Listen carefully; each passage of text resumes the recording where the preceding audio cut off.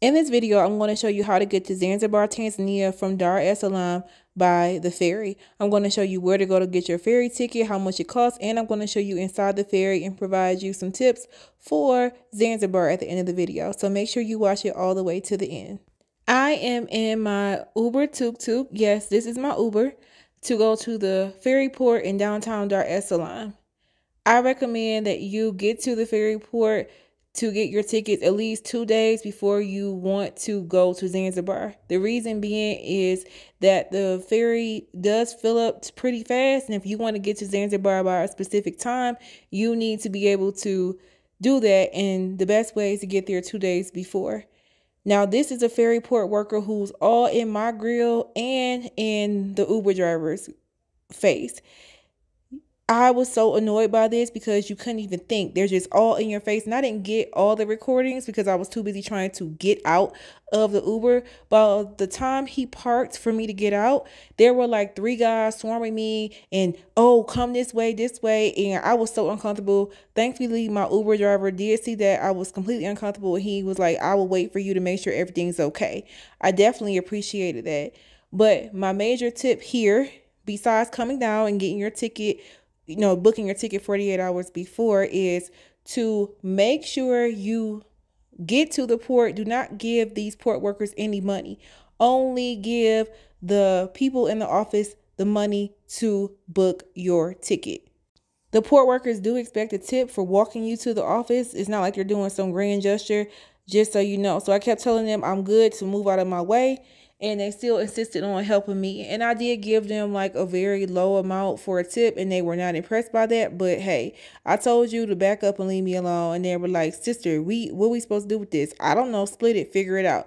But just be prepared for complete chaos. And at this point, you can see that I'm very irritated because they just would not let up when I got back into the Uber. I mean, I was like, are you serious right now? Another tip I want to provide to you is make sure you have your passport when you go to the ferry port to get your ferry ticket. The economy class ferry tickets cost $35, and you can pay for your ferry ticket by cash or with a credit or debit card in the ferry port office.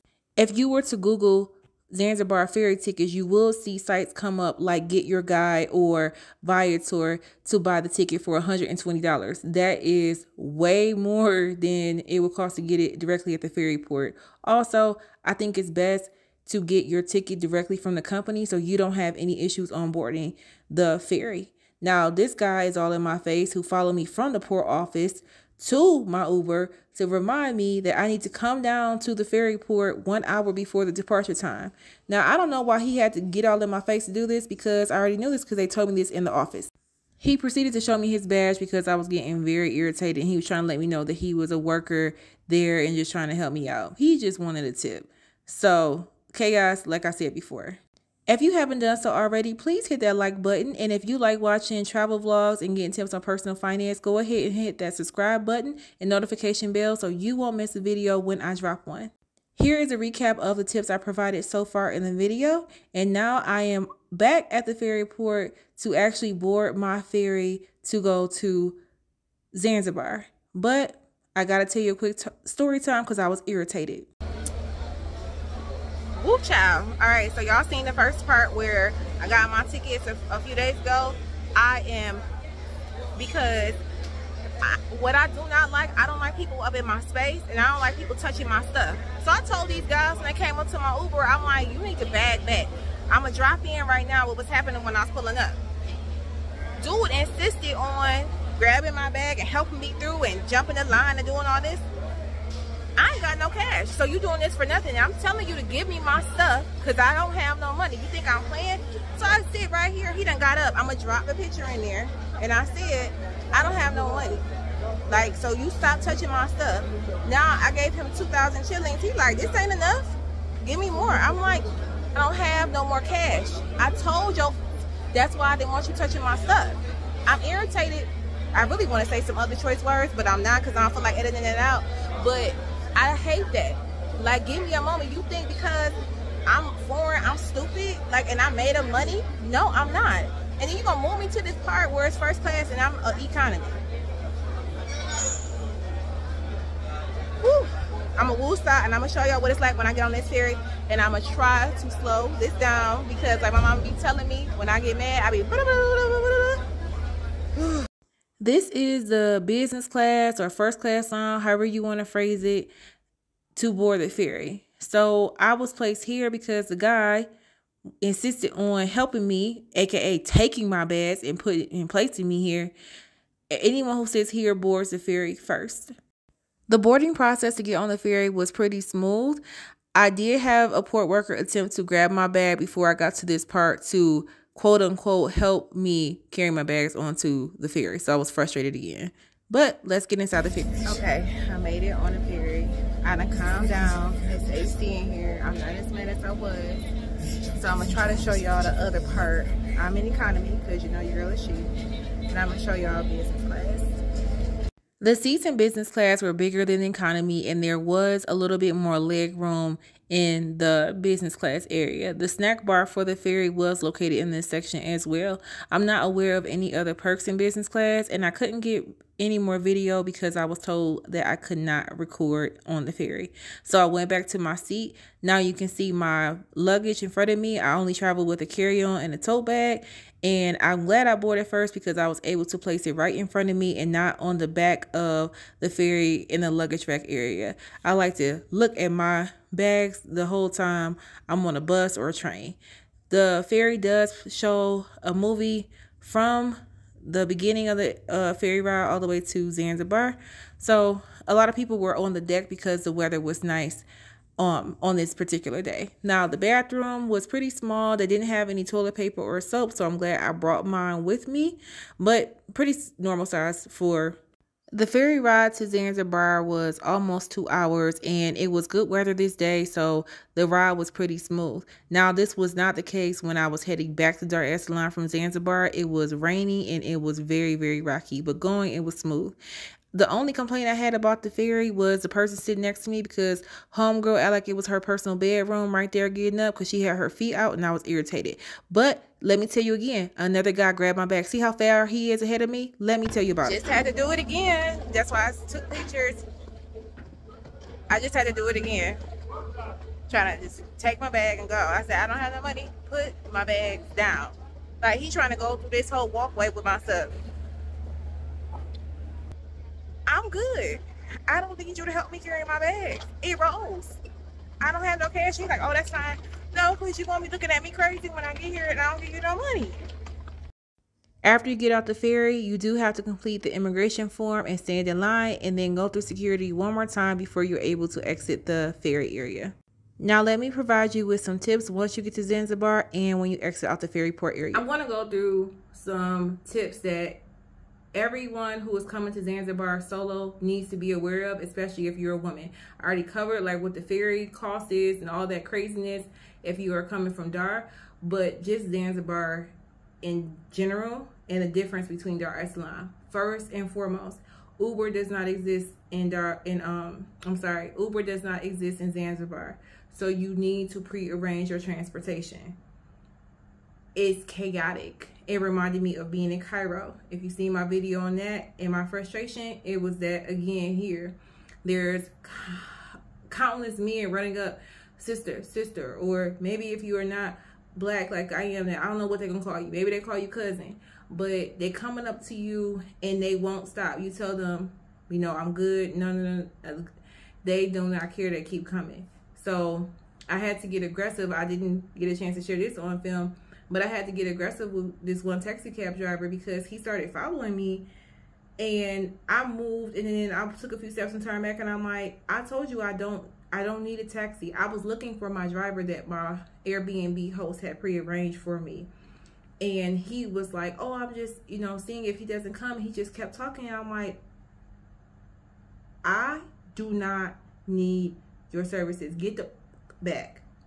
And then he was like, oh, he kind of chuckled, like, you know, like, and he walked away at that point. He was like, your driver may be outside the gate. And I said, if you would leave me alone, I could get my bearings. Like, I don't need somebody all in my face. And I was told that my driver was going to be outside the gate, and I didn't understand what a gate meant, because you come out, to me, that's like the front entryway, so gate, and I didn't realize it was like an actual gate around. Once you come out and walk out, there's a gate.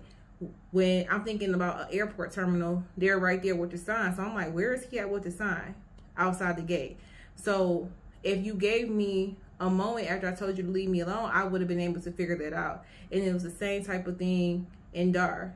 Just don't allow people to take you off your square as far as like you trying to get to your thing. I'm not engaging in a conversation. I'm firm and back to back. And thankfully I have prearranged transportation, because even outside when I first got off the ferry and there's all these taxi cab drivers, there's also, it was like men on I think it's called it's a motorcycle, and they are asking you for rides. More taxi cab drivers, and these are now all the tuk-tuk drivers are out here lined up and approaching you. And that's where, if you have prearranged transportation, that's where your driver will be. And it only costs 10,000 shillings from my ride from the airport to my Airbnb. So it's going to vary, you know, the cost will vary based on a taxi cab and where you're located. But moral of the story is book your transportation prior to you getting off the ferry if you're coming by yourself, or even if you're coming in a group or whatever, because Uber does not exist here. Neither does Bolt. That's another ride sharing app that's available in Dar es Salaam. It's not available. No ride sharing is available on the island of Zanzibar. Next tip: women, come with long dresses.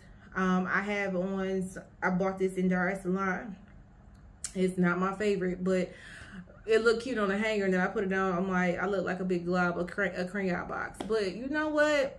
I'm gonna roll with it because it covers me full body. Like, it comes well below my knees, which I don't know if you have seen my other video on Dar es Salaam, but if you haven't, I was explaining I personally didn't feel comfortable. Nobody said anything. No man like groped me or anything like that. But the stairs, I felt like I was being disrespectful in what I had on, because that was not the norm. And what I had on, I'm just going to show you like pictures of what I normally wear. It's like short skirts. And luckily I had on a dress that day, but it was still shorter than the norm. In Zanzibar, it's, my Airbnb host said that the percentage of Muslim here is 98%. Most women are fully covered. Maybe their eyes showing, but they're having their hair wrap on, and they're having, you know, they're fully covered. So, not saying, you know, obviously you're a tourist, but they have signs in certain restaurants saying like, you need to be properly covered. Ladies, be respectful. Like, don't come in here with, you know, crop top on, your bikini top on, and come into a restaurant. That's just not, it's frowned upon here. And if you want, especially if you're a solo woman traveling, you want to make sure you blend in and you're not bringing any unwanted attention, because it's not the normal thing for women to walk around in mini skirts, crop tops, or even tank, you know, spaghetti straps back out. Have I seen it here? Yes, when I was in the restaurant. But when you're first arriving and you have all these men in your face, that's just my tip for you. Next thing, have you some water. I mean, Tanzania is hot, but I am here in November and it's like record-breaking tips, my Airbnb host said. So if you have not eaten or you're not prepared, buy you some water before you leave that ferry gate and before you even try to maneuver, because you're going to have people in your face and frustration may occur, and then you're like, what the heck's going on? So just have some water, purchase it on the ferry or before you leave the ferry. If you are like me and you went to Dar es Salaam first and then came to Zanzibar, it's a lot more expensive. I think if you've been looking into researching Airbnbs and stuff like that. But what I don't like by them not having rideshare is you don't really know what the price of stuff's going to be. So before you go anywhere, you need to make sure you know the price and, you know, maybe negotiate with them to bring it down before you get in. Now, the Airbnb host I have here, she has like a contact driver she has for tuk-tuk. But today, he literally drove me 2 minutes away. Like, in Dar es Salaam, that round trip would have been 5,000 shillings. He charged me 20,000 shillings, and I went off because I was all over the place when I landed. Like when I got here, I keep saying landed. I was at dehydration point, and that's what I'm telling you, sip on water. And I had to sit down and drink water, and I'm like, I just need to get to food. And I wanted the cab driver that brought me to just take me to food. And my Airbnb host was trying to tell me it's walkable. Honey, I cannot walk right now. I know my body. I need to get water, and I need to be taken to food. I don't care if it's around the corner. I want to be driven. That's the mindset that I was in. So she was telling me that her driver could come and pick me up and take me or whatever. And when I got to the restaurant, I said, how much is it? He said, oh, if I'm picking you up, just, I'll tell you when you come back, when I pick you up. I was like, whatever. 20,000 shillings in USD is basically roughly $10. Let's say $8-10 is how much that is. And to go down the street is, no, that's. And then when I called him out on it, I said, you really gonna charge me 20,000 shillings? I said, in Dar, that would have been 10 most round trip. And I said, because I asked him, can he take me to a grocery store on the way back, like somewhere where I can get a case of water, which that's everywhere you see on the street. But I'm like, I want to get a box of cereal. I want to get some chips. I want to have something in my room with my Airbnb or whatever. So I need to have some food in that room with me. Can you take me? He said, oh, it's going to be far out the way. And I said, don't even worry about it. Because if you already charged me 20,000, which is too much. And he said, oh, okay, you know what? I will take you to the market, which was a little bit out the way. But he took me, all that included was 20. So just be ready to challenge a price. If you are familiar with it, right? You don't know what the challenge if you haven't been in Dar or you haven't been around or whatever, but that was highway robbery for 20, and he wants me to call him again, so we gonna get these prices worked out. That's not related to you. That's my little rant for being irritated. Another tip to get people to not approach you, because as you're walking through the city, you're gonna stand out as a tourist if you're a woman, because if you're not covered, if you're not dressed like a traditional Muslim woman, you're going to stand out, even if you wear long dresses. Are all women in Zanzibar, Tanzanian women, I don't used to say Tanzania, and they say Tanzania, are all Tanzanian women Muslim? No. Do all Muslim Tanzanians here wear full hair covering, everything? No. But I'm telling you, you're going to get approached. If you're going to stand out in some way. It's my assumption. And if you want them to go away, don't go off like I did at the ferry. And I don't normally, that's literally my first time since leaving the U.S. I'm saying. You can just say asante. Asante. Just do asante. That means thank you. That means like thank you. I'm like, be gone. Like, I don't need anything from you. And they're going to more than likely respond and just say, okay, oh, you may seem more familiar with the area. And I saw, I made friends with a few locals in Dar es Salaam, and I did see my friend when we were walking, she was just like, asante, asante, no. And they would just say, okay, okay, sister, like, and leave it alone. So those are a few tips for you aside from the ferries. As far as what to do with catching the ferry. Hopefully this helps you. Let me know in the comments, and check out the next video on screen and share my videos. I already said throughout the video, like and subscribe, but if you're on social media and you know people like to travel, have Zanzibar or something on their mind, just share videos. Any video on my channel that you like, sharing is caring. And I will see you on the next one. Bye.